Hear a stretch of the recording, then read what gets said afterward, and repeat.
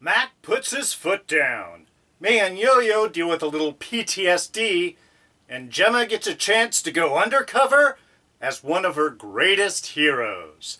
As S.P.O.I.L.E. takes a big, juicy bite from the pulp of classic, campy sci-fi. It's 1955, Area 51, and Agent Daniel Sousa. On this week's Agents of S.P.O.I.L.E., Season 7, Episode 3. Alien Commies from the Future!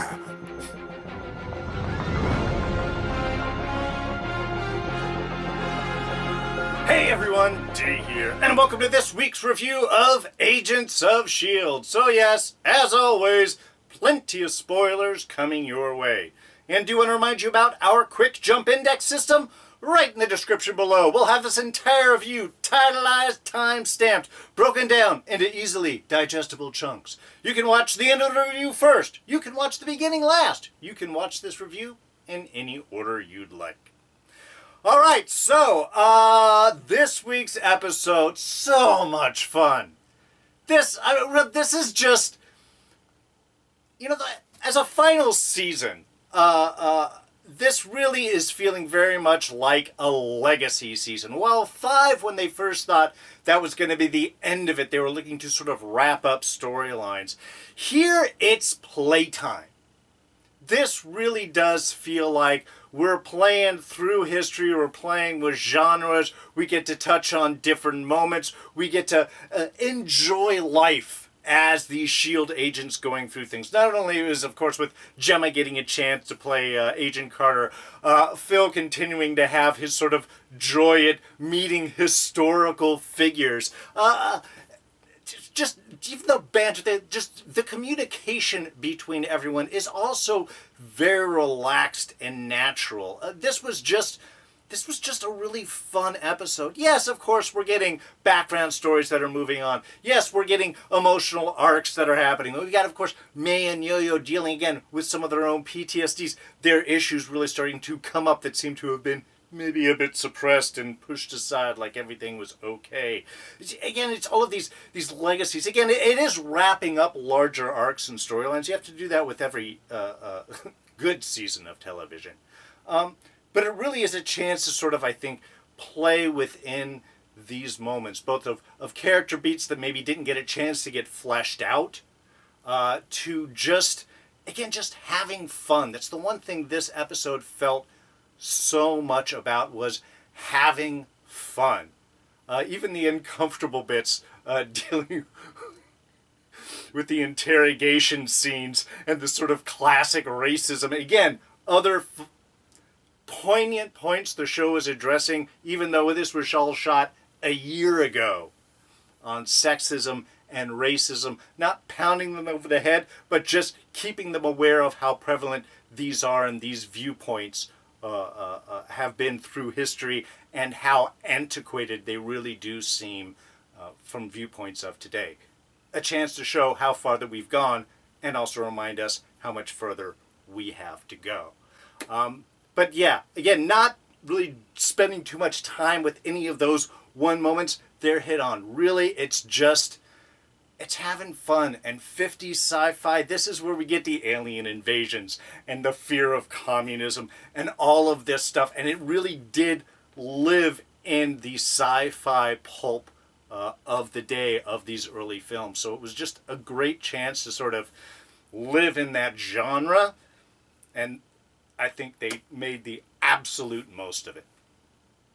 All right, well, I think we're just going to jump right into our See of the Week for this week. And that is Phil and Gemma attempting to elicit an emotional response. And I'm going to include the little tail scene of Phil in the bus in with this whole thing as well. Because it's very indicative of something this show has been able to, a point this show and the actors have been able to sort of reach in having fun when people are in with shows for multiple seasons, there's a certain comfortableness that comes in. There's a certain trust with the audience that allows them to sort of play with genres and play with ideas. And again, jumping into that pulpy sci-fi world of the 50s with the wrist radios, which was just awesome, and the tiny little micro machines, the big ideas of the 50s of what could power the future.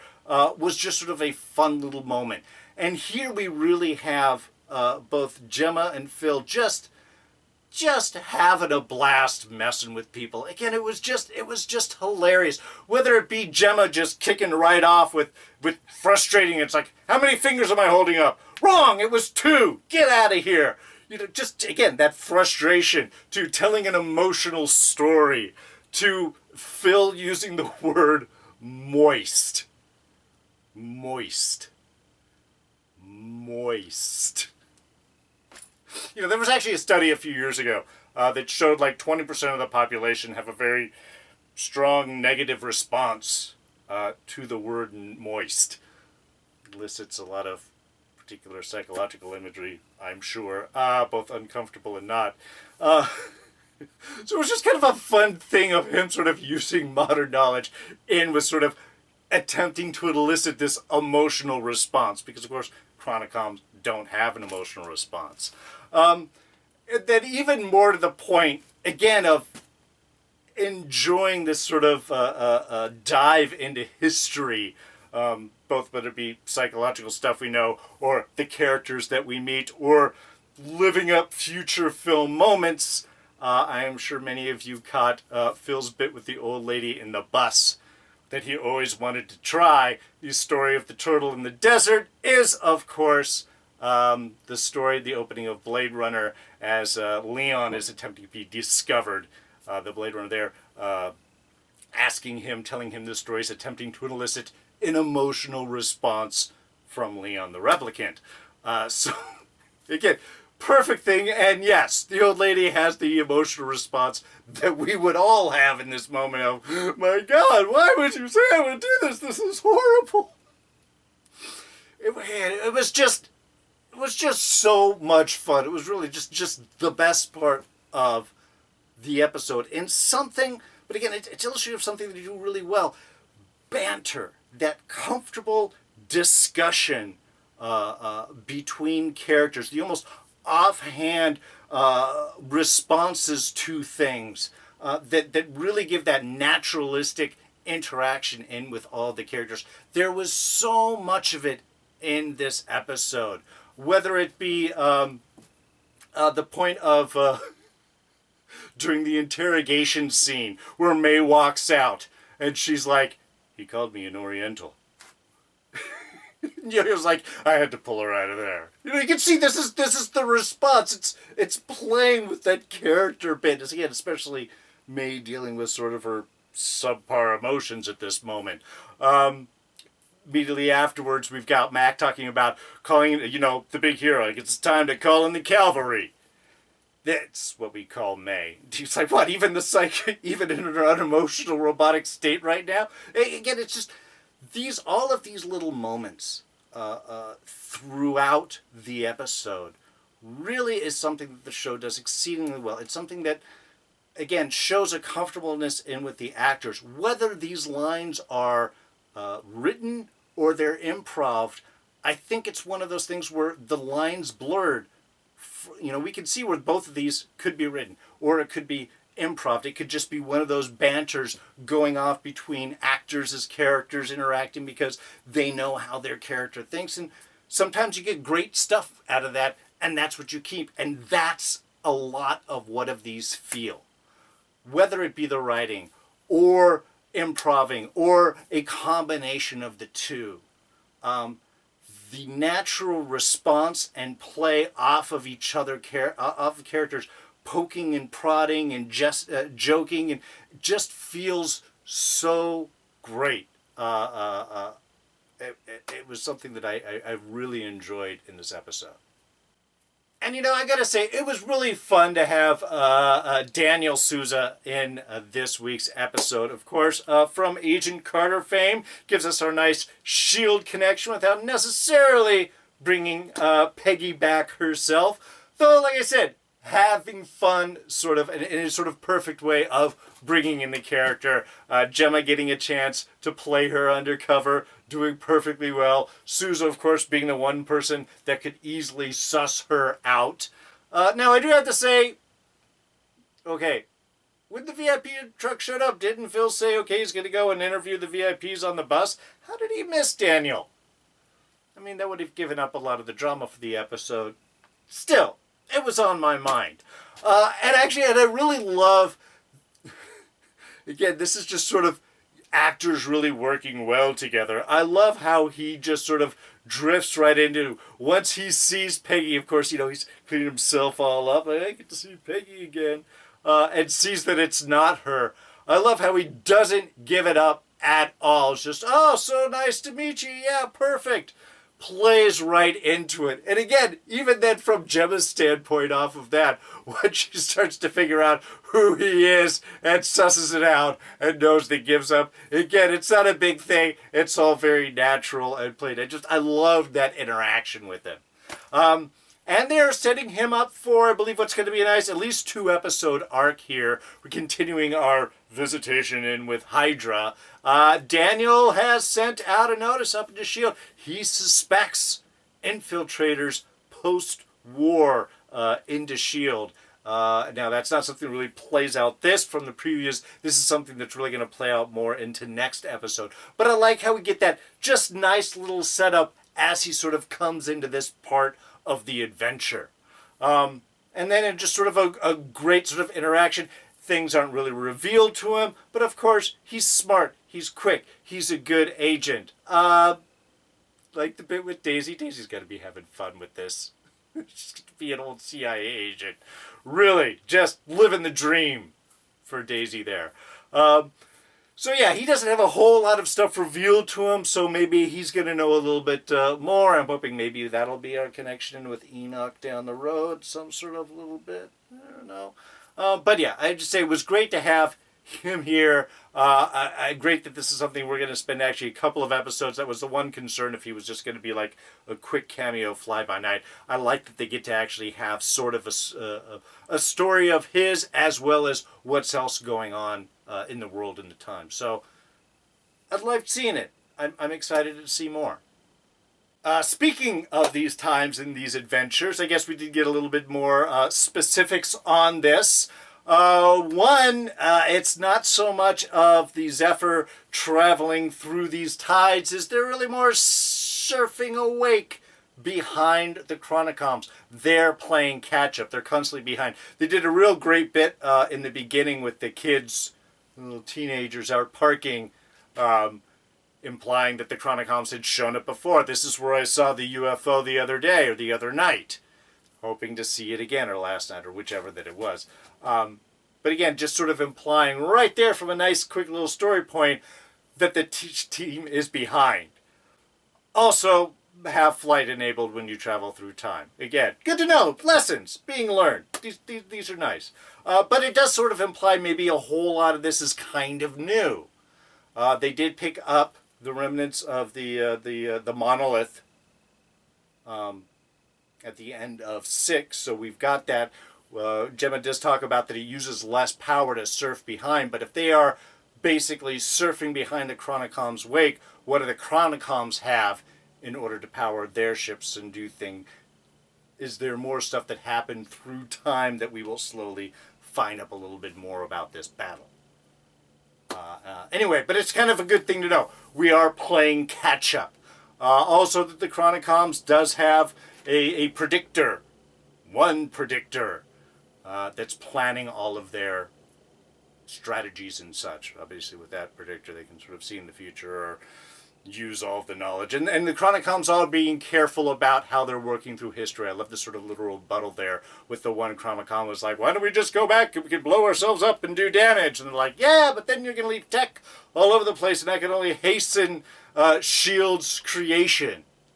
So I love that there is a cautionary aspect to even the villain's approach, that they know they can't be completely haphazard in dealing with these circumstances. So, yeah, we got some good story stuff behind. We don't know a whole lot of the specifics outside of the plan is to continue to surf these waves until they stop the Chronicoms, and that's where it ends. And then what? They are stuck at that point of history, or then can they power their way out of that?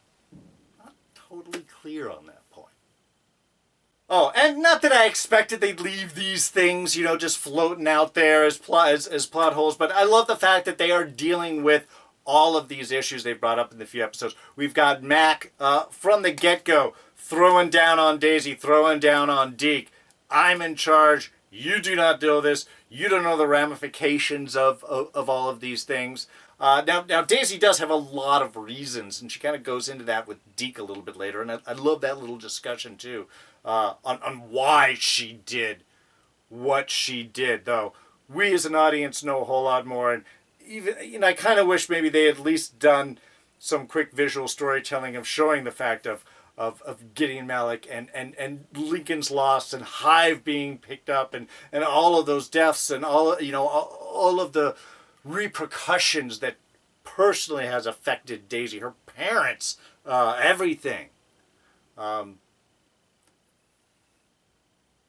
We as an audience know these things, but they don't really sort of reflect on that. And that is one thing that I wish would give a little more power, I think, if there was some visual representation that allowed us as an audience, to catch up. Because not only just us who have been watching from the beginning, some people have been watching it for so many years, and they deserve to be caught up to date. Just saying. But I love that Mack was, again, throwing down immediately, this is where things are. Even with Deke, you're an agent, you're going to follow orders. That's the way that things are. It was important to do that. And I like Deke's kind of response, and with Daisy being upset with her. You almost made me murder. I would have to carry that.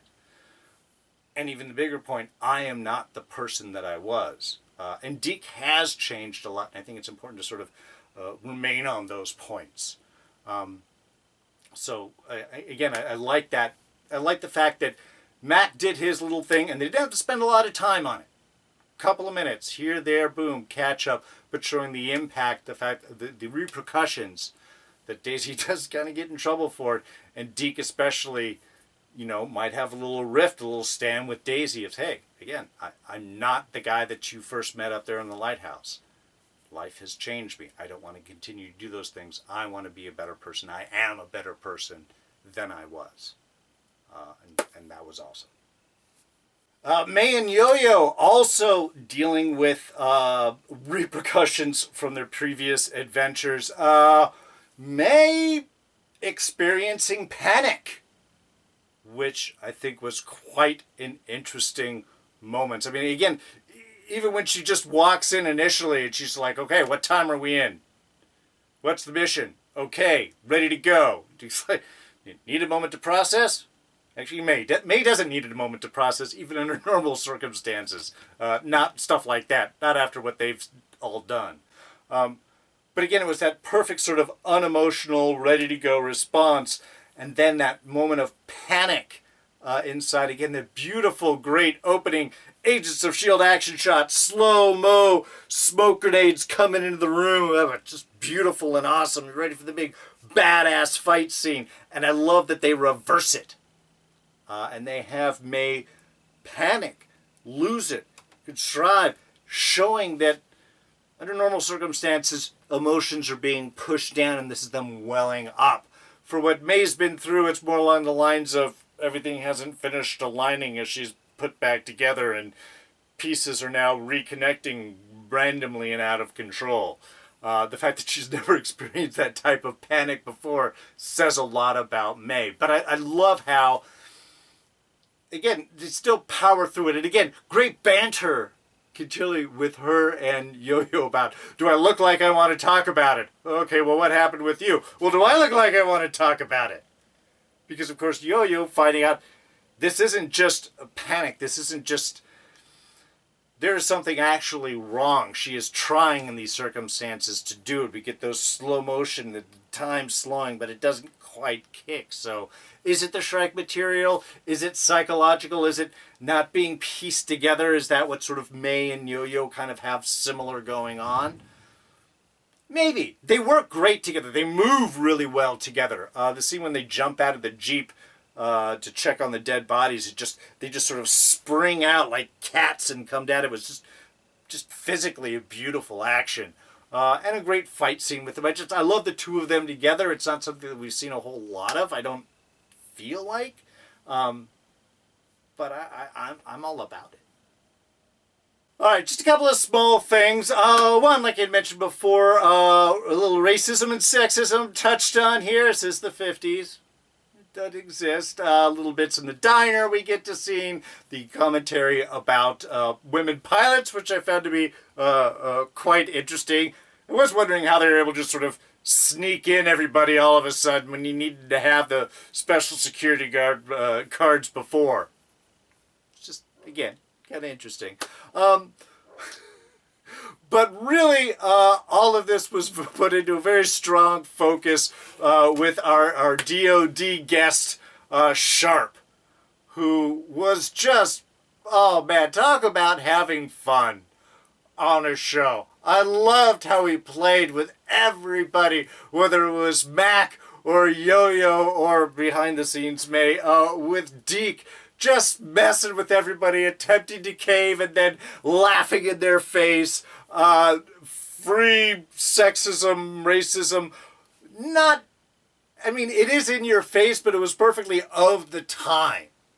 Again, it was just a perfect kind of snapshot, almost Biff-type character, though a little bit more competent in many ways. Just really pointing out. And the fact that they get Deke in afterwards, and Deke's uncomfortableness with the fact that race is such an issue. He's got to play that white privilege card. He's like, seriously? It's going to be me because I'm the white guy. We don't have the Asian girl, the black guy, or the Latino girl. It was just... it was a hilarious scene. Really, in the fact of pointing out these ridiculousness of the racism, and just the fact how the character is having such a blast in it. What? You're trying to interrogate me? I literally wrote the book on interrogation. Ha! Oh my God, you're gonna do it. Why do you think I'm an idiot?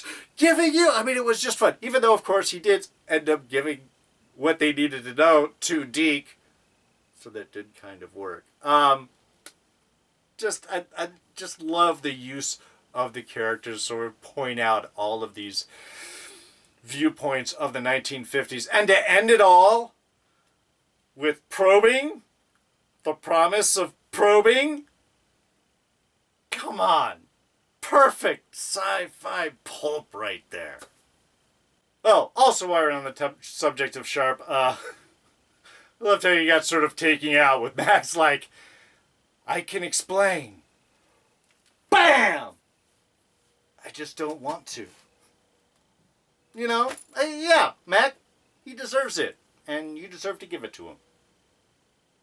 And of course, we did get another little legacy callback there with Phil's mention that all of the areas are S.H.I.E.L.D. bases. And we get Daisy to go, Conspiracy Me was so right about this. Again, perfect Sky callback right there to season 1. So it was just a fun moment. I got to admit, I'm warming up to the whole Phil LMD idea. I'd like to see original Phil back, but on the other hand, this is Phil kind of as a superhero now. He had the hand before and he got to have the shield, which was awesome, but now he kind of has the strength and the resiliency. Well, mostly that EMP kind of did a little number on him, but I think they're implying that he's turning himself back on. Also, why didn't Yo-Yo's arm stop working with that? All the other mechanical devices did in the Chronicom. So anyway, just a thought. But like I said, I really try to got to the warming up the idea as Phil LMD as the superhero version of Phil. Really kind of living that dream that ultimately Phil wanted to have. So, I mean, again, I like original Coulson, but there are pluses to this version. All right, so I think we'll just go ahead and wrap things up for now. So, don't worry, do you have more questions, more insight, and more thoughts on this episode? You know, we'll be covering up this Friday, 7 o'clock, for our live stream discussion, Fans of S.H.I.E.L.D. So we'll dive into a little bit more, maybe with types of time travel. We had one of those questions in with the in the comments section by the Rich Room. I think we'll maybe try and dive into that on Friday, along with a few more little comments and such throughout the episode, and maybe where we're hoping things are going to go. So please, if you need more S.H.I.E.L.D. action, be sure to join us Friday night, 7 o'clock Pacific, 10 o'clock Eastern, for Fans of S.H.I.E.L.D. right here on this channel.